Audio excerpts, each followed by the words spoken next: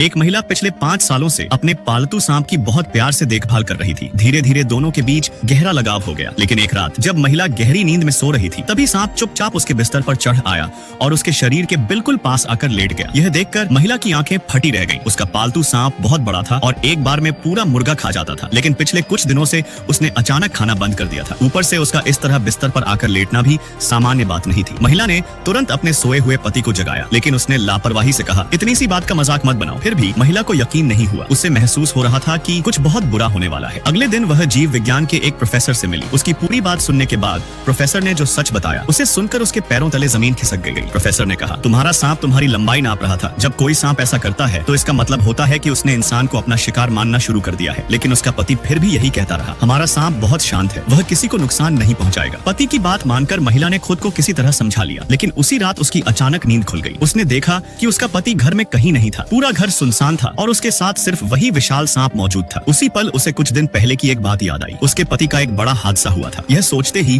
उसके मन में एक भयानक शक पैदा हुआ। उसे लगने लगा कि यह सब पहले से रची गई साजिश है। अब उसके सामने सिर्फ एक ही लक्ष्य था, किसी भी तरह जिंदा बचकर निकलना। उसे याद आया कि सांप चीजों को साफ नहीं देख पाते, लेकिन शरीर की गर्मी और हल्की सी हलचल को तुरंत महसूस कर लेते हैं। इसलिए वह बहुत धीरे धीरे उठी और बिना कोई आवाज किए दरवाजे की ओर बढ़ने लगी। लेकिन जिसका उसे सबसे ज्यादा डर था वही हुआ। जैसे ही दरवाजा खुलने की हल्की सी आवाज हुई, सांप सतर्क हो गया। जब महिला ने पीछे मुड़कर देखा तो सांप हमला करने की मुद्रा में खड़ा था। उसका दिल तेजी से धड़कने लगा, लेकिन उसने न चीखी और न ही घबराई। उसी शांत दिमाग ने उसकी पहली जान बचाई।